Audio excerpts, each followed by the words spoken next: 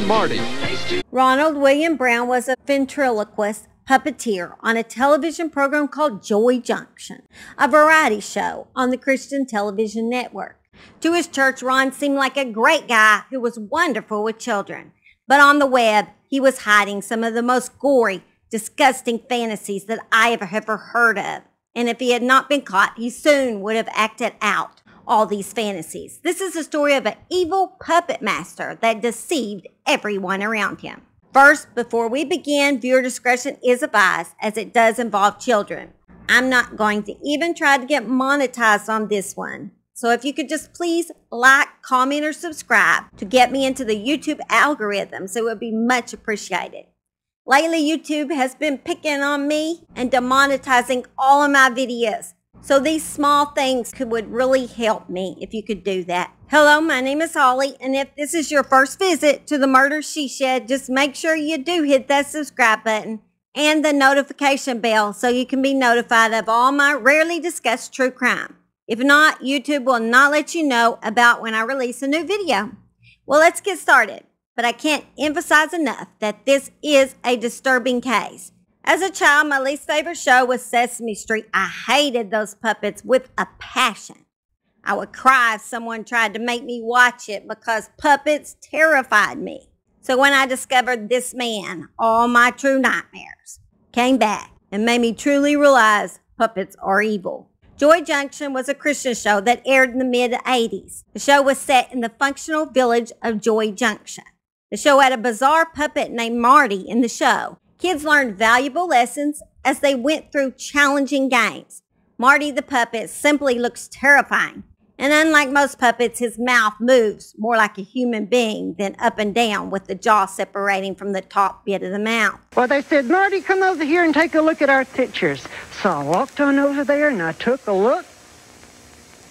And do you know what it was? What was it, Marty? Well, it was in Arizona, I'll tell you that right now. Well, it was in Arizona, I'll tell you that right now. The show aired on the Christian television network throughout the mid-1980s before it was syndicated on several other children's television blocks like Kids Club from 1993 to 2005 and Smile.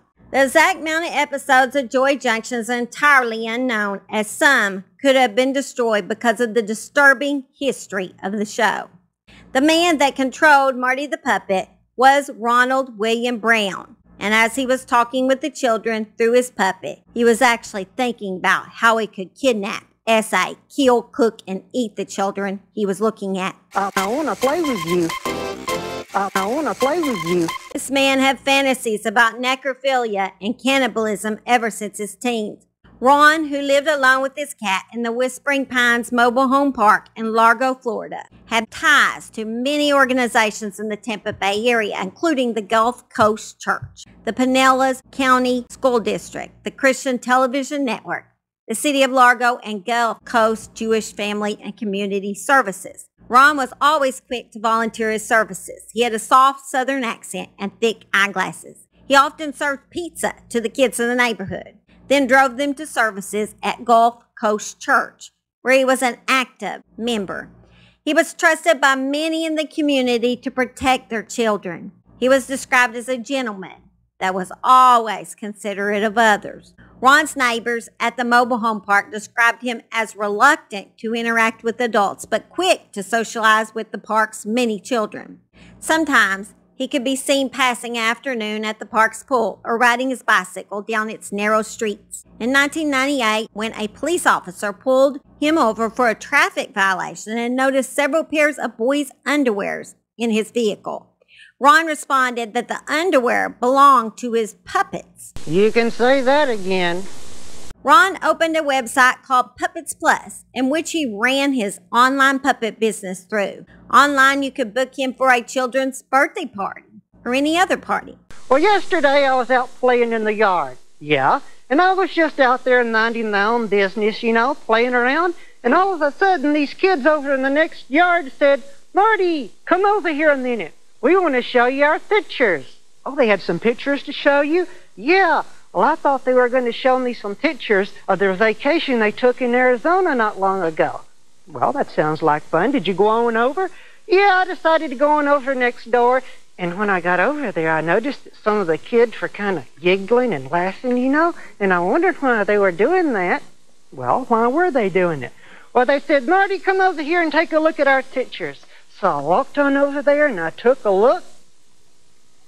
And do you know what it was? What was it, Marty? Well, it was in Arizona, I'll tell you that right now. Well, it was in Arizona, I'll tell you that right now. Ron, they were looking at some dirty pictures and they wanted me to look too. Dirty pictures and they wanted me to look too. Well, Marty, what did you do? Well, I said, look, guys, I like you a lot and I want to play with you, but I can't look at those pictures. I just can't do it. Well, what did they say, Marty? They said, oh, Marty, come on. Your parents are in the house. No one will see. Well, what did you say? I said, that may be true, but I know someone who will see, and that's God. Ron's Whispering Pines mobile home was raided in 2012 as a result of the Homeland Security's investigation. This raid started in Boston from the arrest of Robert DiSanto. The case began to unfold when Robert, a hotel manager from Milford, Massachusetts, sent the photo of a Dutch boy to an undercover agent in Boston. Robert, a married father of 3 who used the screen name Baby Todd, thought he was sending the picture to another man with an interest in babies and toddlers. This is when they learned about a child ring that started in Boston and extended all the way to Netherlands, with over 40 individuals arrested. This also led to a man in Massachusetts named Jeffrey Portway. Portway had built a dungeon in his basement. The room was lined with sound muffling equipment as well as a chair, television, and what appeared to be cable access to the internet. It also contained a child-sized homemade coffin with large speakers covered in wire mesh at one end and exterior locking devices, a steel cage with multiple locking devices, and steel table topped with steel rings at 6 points, presumably for restraints. They also found freezers, disposable scalpels, butchering kits, and castration tools. On chats online, Portway communicated with another man named Michael Arnett from Kansas, and Portway told Arnett this dungeon was a place he intended to use to keep kidnapped children while he essayed them and to eventually murder and cannibalize the children. Portway had been told that Arnett had helped others with kidnapping children, and he was hoping Arnett could help him. Portway had been sent a photo of a young boy showing the different cuts of meat. This would later to be learned it was sent to Portway by our puppeteer, Ron. Portway used the pseudonym Long Pig, the cannibal name for human flesh, as he chatted online with Arnett. In a photograph found on Portway's computer was a water bottle that had the name of a swim and scuba dive center in Overland Park, Kansas. With the help of teachers at an elementary school in that county, they were able to identify the children in the photographs because they were living with Arnett. The victims told investigators that Arnett and his best friend, Robert Poe III of Kansas City, Kansas, essayed him and his brother, even holding a gun to one boy's head during the essay. After locating Arnett, authorities raided his house on May 15, 2012.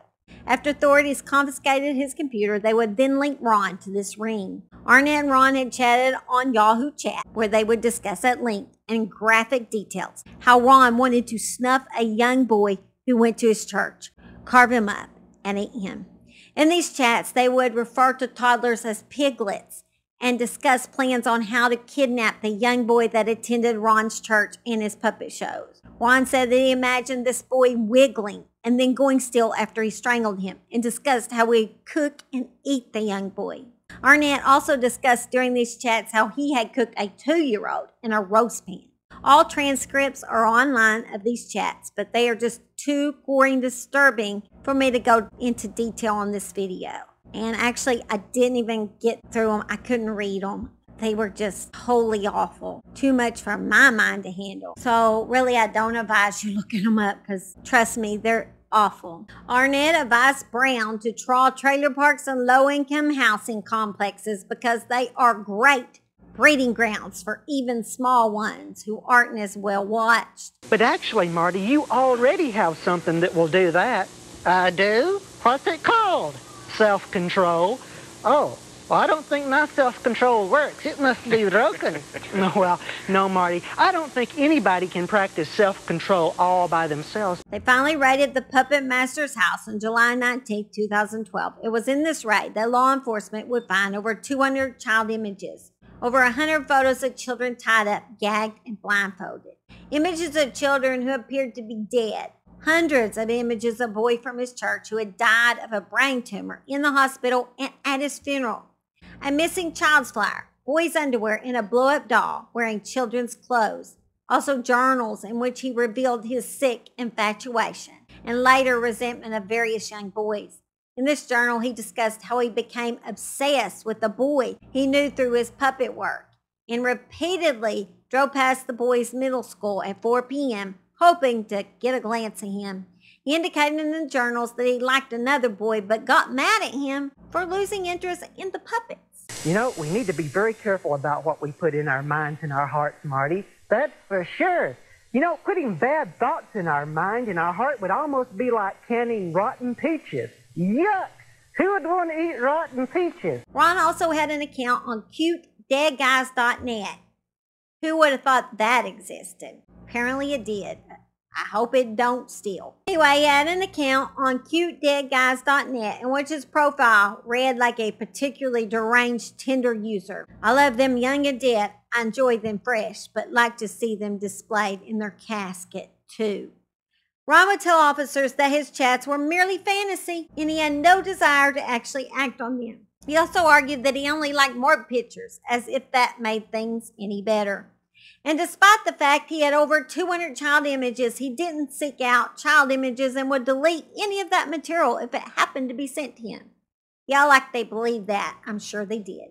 Ron received a 20-year prison sentence and will have a lifetime of probation. Also was required to register as a sex offender. I'd hope so. Honestly, Marty the puppet was burned. And no little kid has to ever see Marty again, because Marty is one of the most terrifying puppets I've ever seen. And he looks just like just like his owner. They both actually need to be burned, if you ask me. Some sickos in this world, and they are no exception, including the puppet.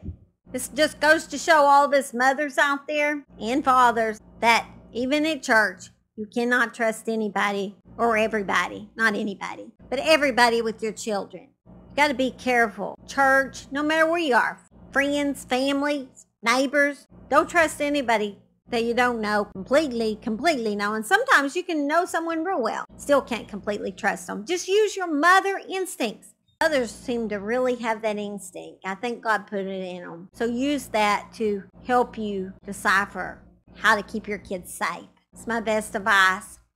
Don't let them ever get near puppets. Yeah, that's my other new tip.